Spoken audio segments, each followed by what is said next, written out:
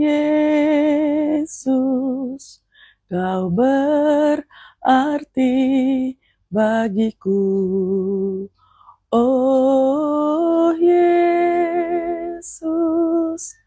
Yesus, Kau segalanya bagiku. Yesus, Yesus, Kau berarti bagiku. Oh Yesus, Tuhan Yesus, Kau segalanya bagiku. Kau segalanya bagiku. Terima kasih Tuhan. Kami mengucap syukur atas segala kebaikan Tuhan. Pagi hari ini kami boleh melihat pagi hari. Kami mengucap syukur buat semua kebaikan yang Tuhan berikan bagi kami. Kami sehat, kami baik. Keadaan kami dahsyat di dalam Tuhan. Terima kasih Allah Roh Kudus, Kau berikan kekuatan bagi setiap kami pagi hari ini. Mari Tuhan, kami mau duduk diam dalam hadirat Tuhan. Kami murid-murid-Mu mau mendengarkan Tuhan, mau bicara apa, mengajar bagi setiap kami. Tolong setiap kami pagi hari ini Tuhan, supaya kami boleh mendengar-Mu. Buat kami paham, buat kami mengerti, buat kami mengetahui isi hati Tuhan. Dan supaya sepanjang pagi ini, sepanjang hari ini Tuhan, kami melakukan persis apa yang Tuhan mau lakukan. Terima kasih Allah Roh Kudus. Tuhan Yesus baik bagi setiap kami sekali lagi. Terpujilah nama Tuhan Allah. Dalam nama Tuhan Yesus, haleluya. Amin, amin. Tuhan Yesus baik ya. Tuhan Yesus selalu baik buat saya. Katakan amin, saudara ya. Tuhan Yesus selalu baik kepada saya. Haleluya. Tuhan Yesus dahsyat ya. Tema kita pagi hari ini adalah ketika aku tidak sanggup, Tuhan menjadi kekuatanku. Tidak apa-apa saudara. Tidak ada orang kuat di dalam dunia ini. Tidak ada. Semuanya memerlukan kuasa Tuhan. Amin. Kita semua memerlukan kuasa ilahi. Makanya waktu kita tidak berdaya, waktu kita tidak berkekuatan, percayalah, ada tangan yang kuat, yaitu Tuhan Allah kita. Haleluya. Luar biasa. Mari, sekali lagi kita belajar dari kitab Yosua ya. Pasal 1. Bagaimana Tuhan memberikan kekuatan kepada Yosua untuk bisa melakukan banyak hal. Harus sukacita ya. Amin.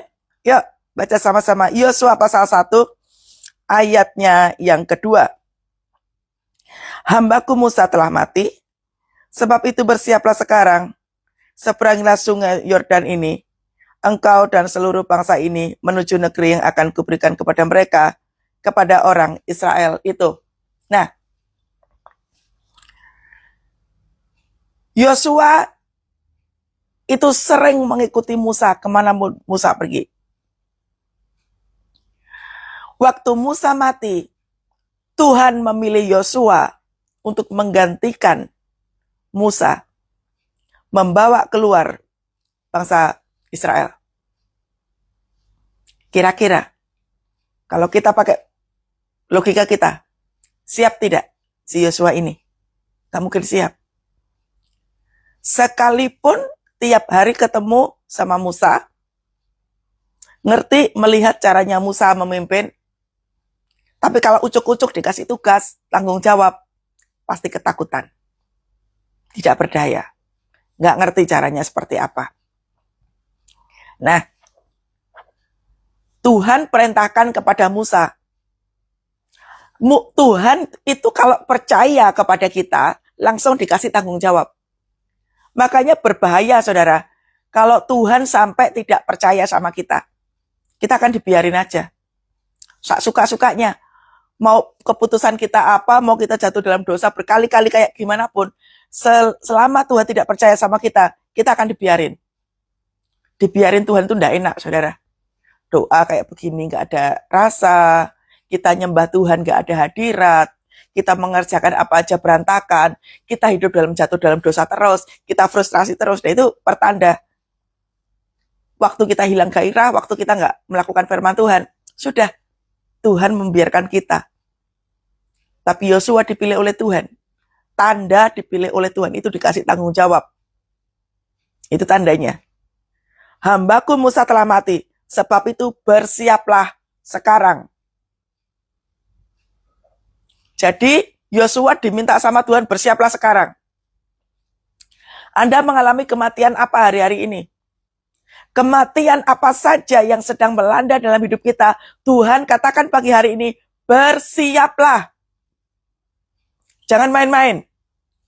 Jangan melo-melo. Nangis boleh, tapi nggak nangisan. Sedih boleh, tapi nggak cengeng. Mengalami kelemahan tubuh boleh, tapi tidak terus-menerus. Bersiaplah. Seberangi sungai Yordan, bayangkan. Disuruh menyiapkan diri, tidak pakai lama, suruh apa lagi? Menyeberangi sungai Yordan. Masuk akal nggak menyeberangi sungai Yordan? Nggak masuk akal. Waktu kita percaya firman, waktu kita berdoa, berarti kita minta Tuhan intervensi dalam hidup kita. Artinya, kita akan melakukan apa saja bersama Tuhan dan akan ketemu dengan istilah mustahil. Kita akan melihat terus-menerus hal-hal yang mustahil, tidak masuk akal. Wah, mungkin nggak pernah kita lihat, tapi bisa. Lakuin aja apa kata Tuhan. Bersiaplah sekarang. Bersiaplah sekarang itu apa, saudara? Tuhan minta kita mempersiapkan diri. Ya. Sekali lagi, Tuhan tidak obral mujizat. Karena mujizat itu sifatnya seketika. Ya maaf sekali, nggak akan mendidik apa-apa kalau dikit-dikit minta mujizat. Kita itu umat Tuhan, bukan orang yang menerima mujizat terus. Nggak dewasa. Bersiap itu artinya apa? Mengikuti instruksi Tuhan. Instruksi itu kita dengar dari apa? Firman. Instruksi itu kita dengar dari mana? Hubungan kita dengan Tuhan.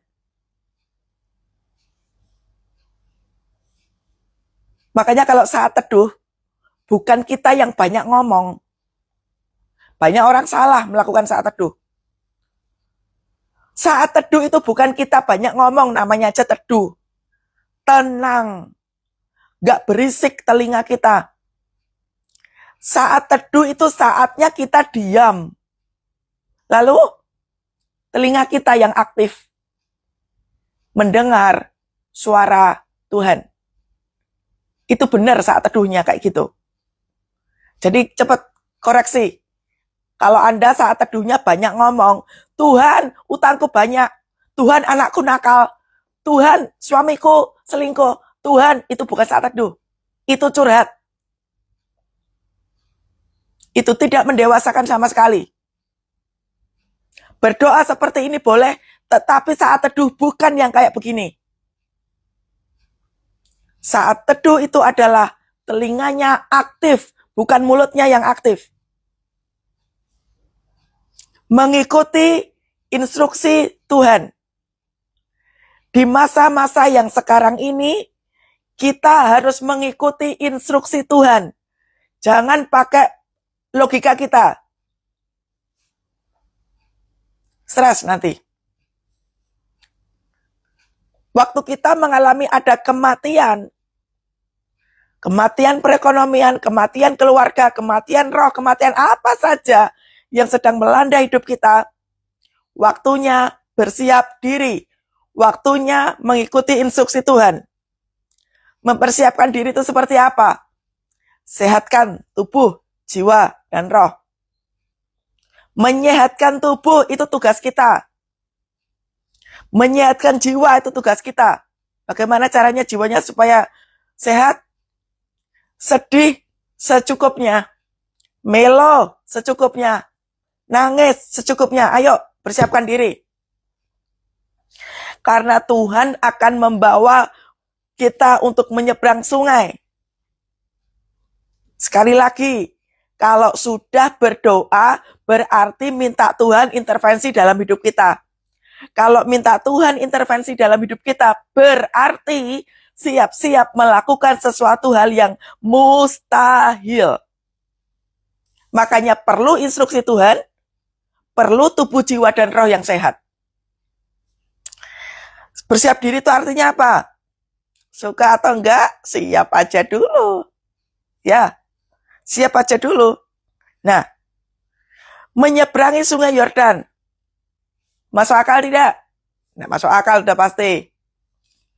Menyeberangi sungai Yordan itu, taruhannya adalah nyawa. Nyawanya enggak, nyawanya Yosua saja. Yosua bilangnya apa? Engkau dan seluruh bangsa ini. Engkau dan seluruh bangsa ini, berarti yang nyebrang enggak cuma Yosua aja. Yosua mesti membawa bangsa itu sebanyak itu. Itu ada ribuan, saudara. Bukan 2-3 orang, ribuan. Masih mending. Tanggung jawab kita, keluarga kita. Keluarga kita jumlahnya cuma berapa? Tapi Yosua itu ribuan. Tanggung jawab kita nggak cuma diri kita sendiri. Kita bawa keluarga, bawa istri, bawa anak. Bawa mbak, bawa orang tua. Bawa kakak-kakak kita, bawa saudara kita. Tanggung jawab kita tidak hanya diri kita sendiri. Ingat baik-baik, keluarga kita mesti kita bawa masuk ke tanah perjanjian. Taruhannya nyawa. Makanya waktu kita berdoa di hadapan Tuhan, kita itu lagi masuk ke dalam peperangan rohani. Taruhannya nyawa, Pak, Bu. Jadi waktu kita berdoa, kok rasa-rasanya enggak kuat? Iya, taruhanmu nyawa. Enggak usah berteriak, Tuhan tahu. Sudah ngasih tahu dari awal. Tidak usah berteriak, aku enggak kuat, gimana ini? Udah dibilang, taruhannya nyawa. Suka atau enggak? Udah. Anda siap aja. Suka atau enggak, siap atau enggak, akan diperhadapkan di depan kita. Pilihannya, mau pilih Tuhan, atau mati aja sudah. Waktu kita berhenti berdoa, pertanda bunuh diri. Waktu kita berhenti untuk percaya Tuhan, itu waktunya engkau bunuh diri. Anda lupa bahwa kita diberikan pesan oleh Tuhan, membawa bangsa keluar dari keterpurukan. Itu tugas kita. Yosua tidak seorang diri. Dia membawa bangsa Israel. Stres enggak Yosua? Stres banget. Sekarang perhatikan, kenapa kehidupan kita bisa sekuat itu? Stresnya sekuat itu. Kenapa bisa pundak kita rasanya capek sekali? Bebannya berat, capek sekali. Karena kita lagi diminta Tuhan, persiapkan diri dengan sungguh. Kita akan dibawa Tuhan masuk ke dalam peperangan rohani yang tidak masuk akal. Persiapkan diri. Ini baru satu sungai. Jangan sedih, saudara. Nanti akan ada lagi perjalanan berikutnya. Jadi, siap-siap. Yosua diminta Tuhan, siap-siap. Engkau akan menyeberangi sungai Yordan. Kuncinya di sini. Kalau ada perintah, berarti ada intervensi Tuhan. Kalau ada intervensi Tuhan, berarti ada penyertaan Tuhan. Kalau mata Tuhan melihat kita, artinya mau kita bonyok kayak apapun gak bakalan mati. Mau kita hancur-hancuran kayak apapun gak bakalan mati, saudara. Sungai Yordan pun tidak akan pernah bisa menyeret kita selama kita ngikutin instruksinya Tuhan. Amin. Makanya saat teduh itu yang benar. Saat teduh itu telinga kita mendengar, aktif. Bukan ngomong terus, Tuhan ini susah, Tuhan ini gimana, Tuhan ini apa. Saat teduh bukan waktunya curhat. Saat teduh adalah waktunya kita mendengar instruksi Tuhan apa. Makanya banyak orang stres, kenapa? saat teduhmu salah. Banyak orang burn out, banyak orang mengalami hilang kekuatan saat teduhmu salah, caranya salah.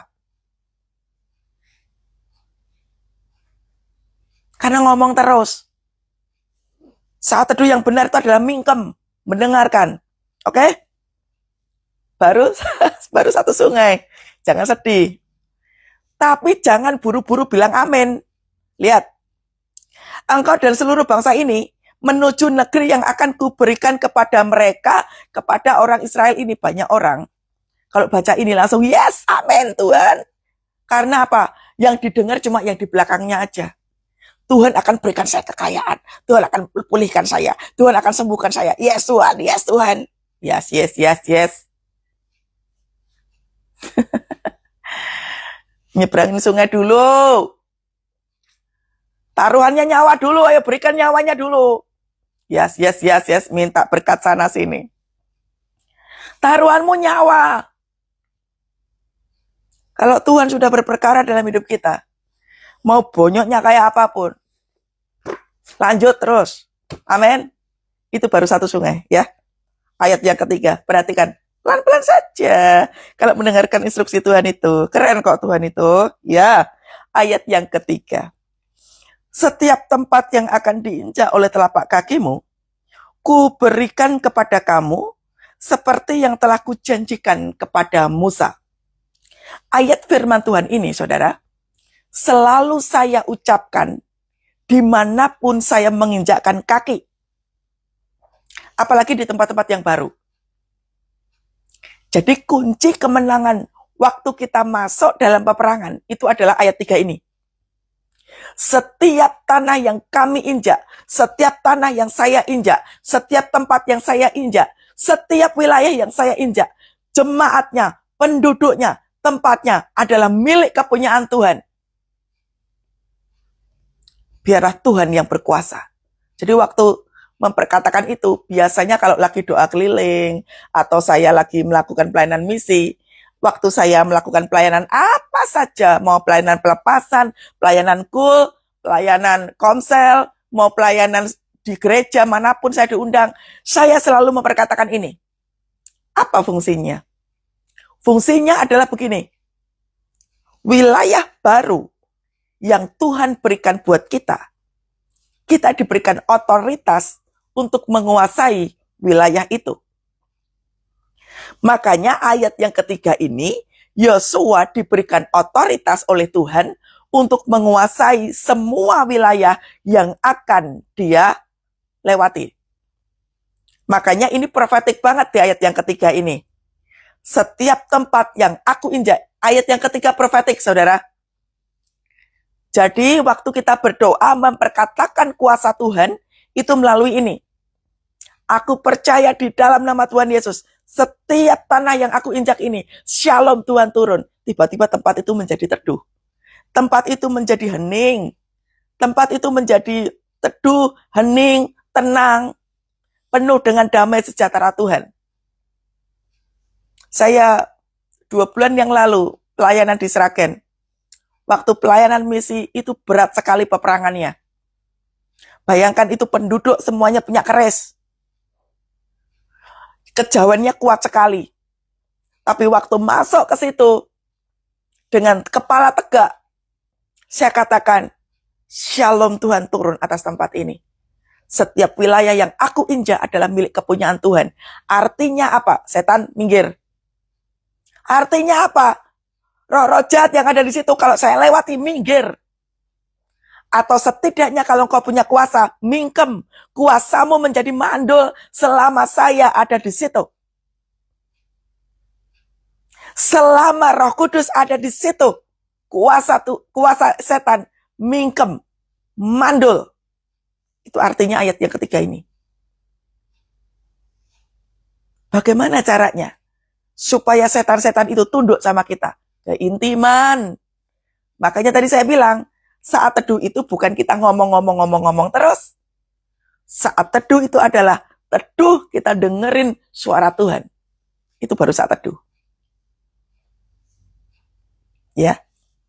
Jadi, Yosua sudah dikasih otoritas oleh Tuhan.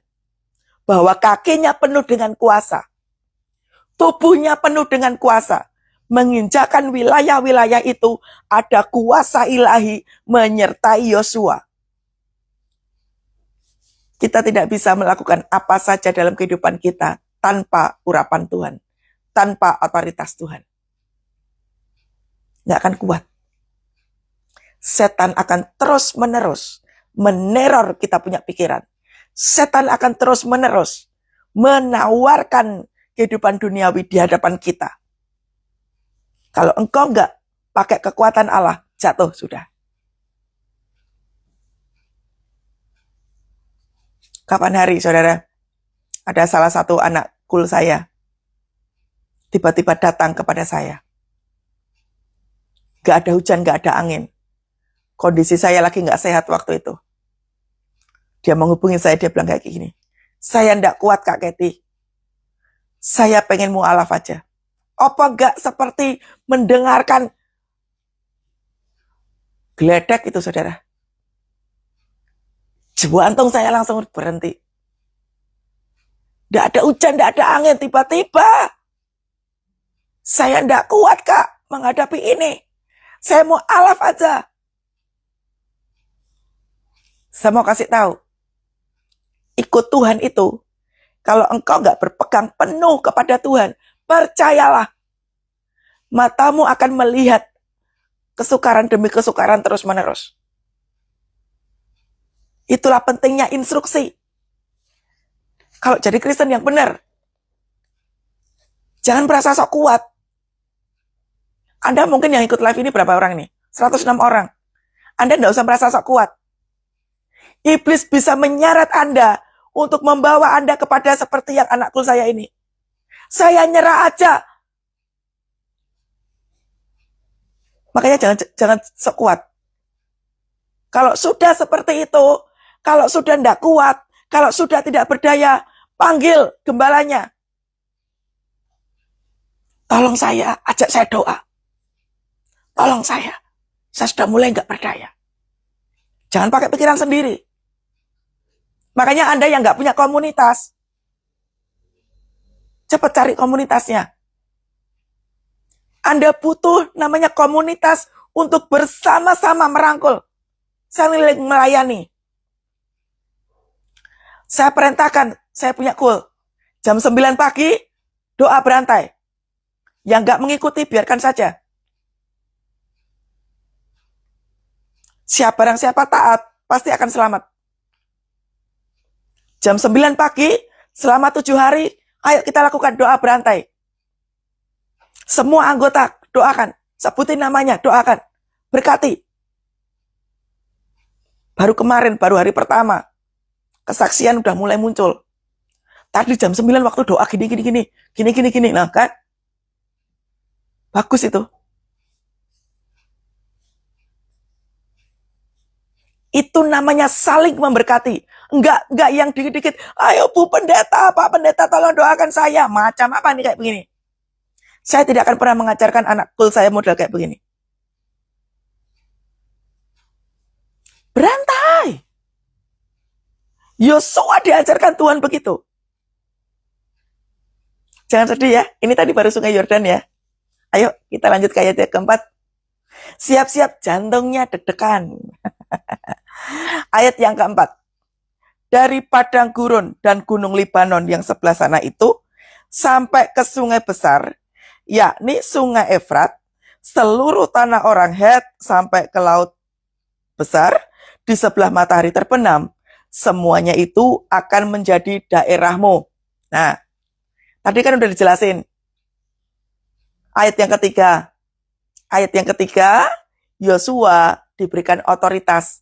Setiap tanah yang diinjak adalah milik kepunyaanmu. Berarti itu adalah areamu.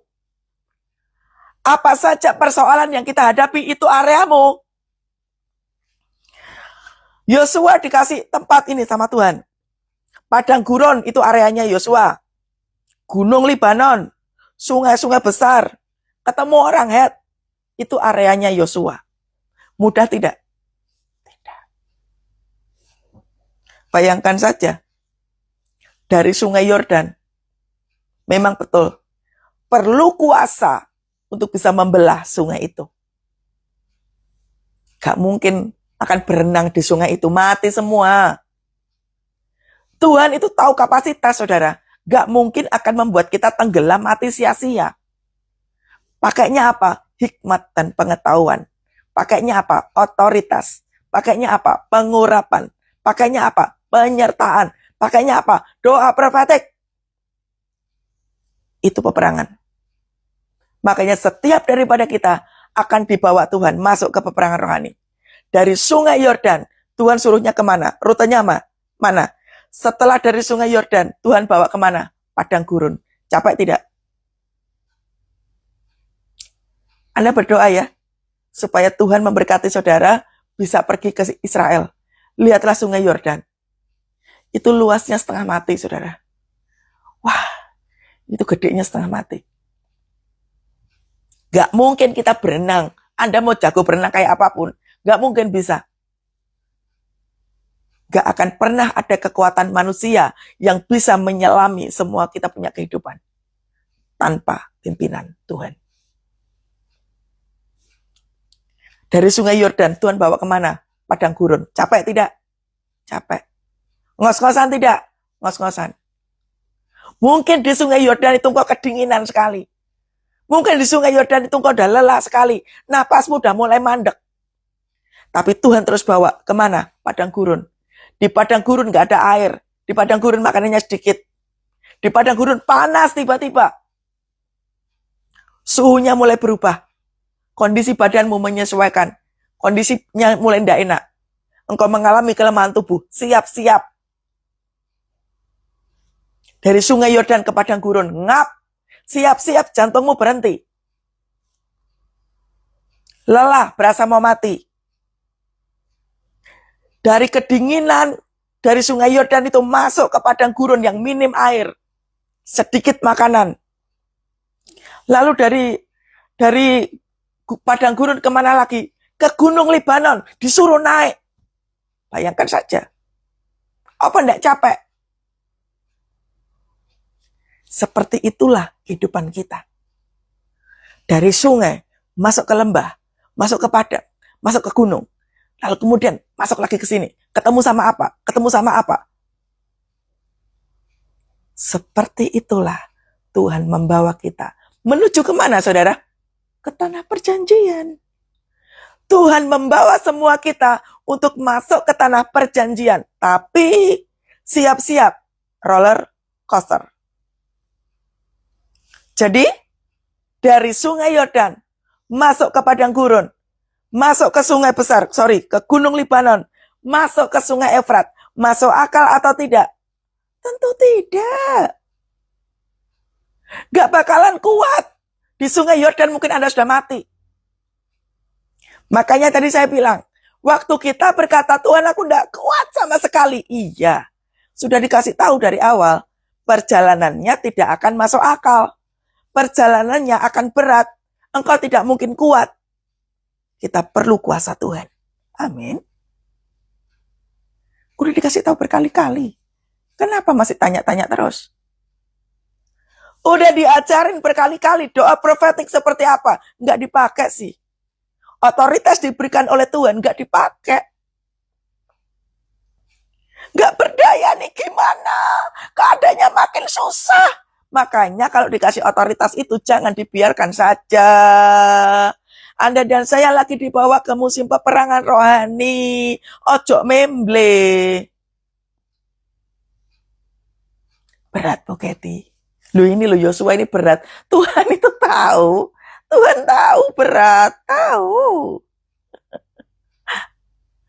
Ikutin saja. Dari awal Tuhan sudah bilang apa? Bersiaplah sekarang. Kalau ada perintah Tuhan, mata Tuhan itu tertuju pada kita. Kita anaknya bukan. Anda merasa anaknya Tuhan bukan? Kalau Anda nggak merasa anaknya, ya mungkin Anda akan kehilangan. Tapi kalau saya merasa anaknya Tuhan, waktu saya berjalan, Bapak saya melihat. Karena kalau nanti saya hanyut dalam sungai itu, pasti tangannya yang kuat itu, pasti menopang. Nggak mungkin enggak. Itu kalau merasa saya anak Tuhan. Coba cek, Anda anak Tuhan bukan? Ayo coba cek. Dari Sungai Efrat kemana? Ketemu orang Het. Orang Het itu apa, saudara? Orang Het itu kayak gini nih. Kompromi dalam dosa. Melakukan dosa-dosa yang menjijikkan, itu orang Het. Waktu kita stres, frustrasi, iblis paling gampang menyeret kita masuk ke dalam dosa. Stres nonton film porno. Stres selingkuh. Stres minum minuman keras. Stres ngerokok. Stres apalagi? Melakukan dosa-dosa yang menjijikkan. Melakukan penjualan yang gak jujur. Melakukan bisnis yang gak jujur. Itu orang Het. Iblis memasukkan pasukannya ke dalam rute yang Tuhan sudah atur. Supaya apa? Menggagalkan rencana Tuhan. Anda mau nggak rencananya digagalkan sama iblis? Kalau nggak mau, masuk ke peperangan rohani. Lawanmu tuh setan. Bukan keadaan. Keadaan mau apa aja ya terserah. Lawan kita bukan keadaan. Lawan kita bukan manusia. Lawan kita adalah iblis yang mencuri, membunuh, dan membinasakan. Saya waktu berkhotbah seperti ini, tiba-tiba ada orang nyeletuk begini. Hamba Tuhan tuh kalau ngomong enak ya. Gampang banget. Nggak tahu aja kita udah mau mati. Iya. Jemaat-jemaat yang tipe kayak begini nih, adalah jemaat-jemaat yang ditelan sama iblis. Waktu engkau ngomong kayak begitu, engkau nggak sadar engkau sudah ditelan sama iblis. Sampai engkau nggak percaya firman Tuhan. Itu artinya iblis berhasil menelan engkau. Waktu engkau sudah tidak berdaya lagi, lalu berhenti untuk berdoa, iblis sudah berhasil menelan engkau, binasa sudah. Hamba Tuhan nyuruhnya cuma doa. Ngerti nggak sih perasaan saya? Nah kan main perasaan. Peperangan rohani, Anda main perasaan. Aduh. Peperangan rohani tidak bisa pakai perasaan, Pak, Bu. Lawanmu setan yang menghancurkan seluruh kehidupanmu. Terus engkau main perasaan, aku sendirian. Aku gak berdaya. Aku ditinggalin. Alamak, Jang. Lawanmu setan loh. Menghancurkan hidupmu, menghancurkan anakmu, menghancurkan suamimu, menghancurkan istrimu, menghancurkan seluruh kehidupanmu, menghancurkan perekonomianmu, menghancurkan kesehatanmu. Dan Anda main perasaan terus-menerus. Kok aku diginiin sih? Kok gak adil ya hidup ini? Kok aku diginiin? Gak adil. Mulai iri hati, mulai banding-bandingin. Seperti ini yang dimau sama iblis. Ini namanya. Ya ini Sungai Efrat, seluruh tanah orang Het nih, orang Het. Anda akan berhenti di situ. Karena udah capek. Dari Sungai Yordan, masuk ke Padang Gurun, naik ke Gunung Libanon, sebelum ketemu sama Sungai Besar, ketemu sama orang Het. Baru nyampe ke situ, udah lengah, udahlah nggak doa-doaan, udahlah nggak usah pelayanan, udahlah.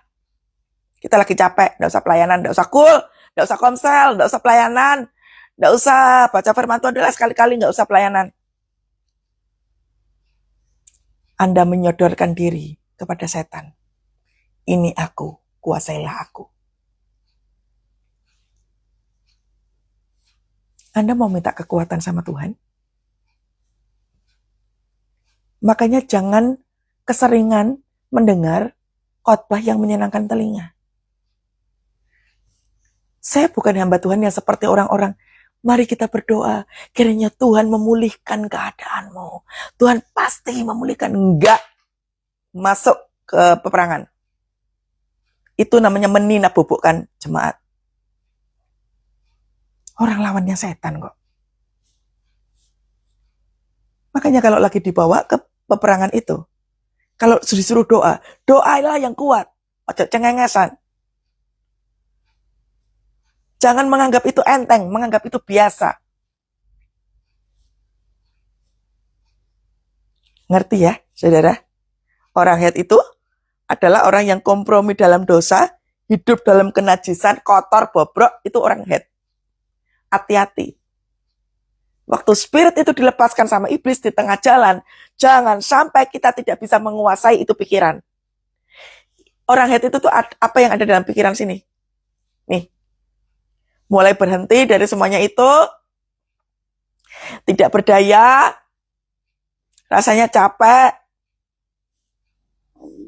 mulai jatuh dalam dosa. Padahal masih ada rute berikutnya. Kemana, saudara? Ke laut besar. Setiap tanah yang diinjak adalah milik kepunyaanmu. Begitu ketemu sama yang namanya stres, frustrasi tadi itu, ketemu sama apa, saudara? Ketemu sama dosa kenajisan, engkau punya otoritas di hadapan Tuhan. Dalam nama Tuhan Yesus, segala intimidasi iblis, segala stres, segala frustrasi, aku menghalau kuasanya dalam nama Tuhan Yesus. Tunduk. Mesti tunduk. Itu stres, frustrasi. Amin. Ya. Lalu, ini janji Tuhan. Ayat yang terakhir, saudara ya. Ayat yang kelima. Seorang pun tidak akan dapat bertahan menghadapi engkau seumur hidupmu. Seperti aku menyertai Musa, demikianlah aku ngapain Tuhannya, saudara? Menyertai engkau, tidak membiarkan engkau dan tidak meninggalkan engkau. Ini loh. Di ayat yang kelima, Tuhan udah janji, Tuhan menyertai, Tuhan tidak membiarkan, Tuhan tidak meninggalkan, titik. Ini. Makanya janji Tuhan itu selalu ada di belakang. Tapi selalu ada apa? Selalu ada namanya pengorbanan. Korbankan kedaginganmu. Korbankan. Makanya kalau kita tuh datang kepada Tuhan tidak ada bawa korban. Tidak bisa. Apa itu doa-doa pagi-pagi cuma Tuhan? Tuhan ini gimana ya Tuhan, masalahnya banyak. Oh, bisa nggak stop untuk nggak curhat sama Tuhan? Percayalah saudara. Doa yang semacam ini, itu gampang sekali dikalahkan sama iblis. Kalau doamu cuma minta terus sama Tuhan, minta terus, minta supaya utangmu lunas, supaya engkau sembuh, supaya percayalah, Anda akan kalah dalam peperangan. Gak ngono carane. Firman Tuhan udah jelas banget kok caranya kayak gini. Dipikir saya dulu kayak gitu, saya dulu kayak begitu. Tapi begitu ngerti firman, saya tahu namanya peperangan. Makanya Anda lihat coba. Saya pecinta uang. Begitu dinolkan rupiahnya. Apakah saya takut? Bayangkan udah berapa tahun. Saya masih hidup, seger, buger. Pelayanan terus.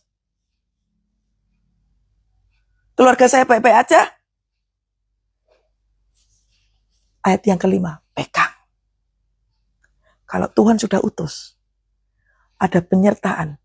Tidak akan dibiarkan dan tidak akan ditinggalkan. Taruh itu di sini. Bukan di dalam perasaan sini. Tuhan tidak adil. Tuhan kok gituin. Tuhan kok biarin saya. Tuhan kok itu. Sekali lagi saya bilang, jangan main perasaan. Masuk ke dalam peperangan itu, tegakkan kepala. Amin. Ya. Jadi untuk pasal 1 di kitab Yosua ini bukan main-main, saudara. Tuhan tahu bahwa keadaan kita hari-hari ini lagi kacau balau. Perekonomian di Indonesia sedang tidak baik-baik aja. Keadaan kita juga lagi tidak baik-baik aja. Tuhan tahu itu. Makanya Tuhan kasih strategi. Ini semua yang Tuhan jelaskan di pasal 1 ini baru ayat 5 loh. Baru 5 ayat loh. Baru 5 ayat ini aja, Tuhan udah kasih tahu caranya. Tinggal kita lakukan. Nggak mudah? Iya, tahu. Tapi pegang kuat ayat yang kelima. Dia Tuhan Allah yang akan menyertai kita. Gak mungkin ditinggalin. Gak mungkin dibiarin. Amin. Sudah, selesai. Lanjut besok ya. Di pasal yang sama, kita lanjut besok. Ya.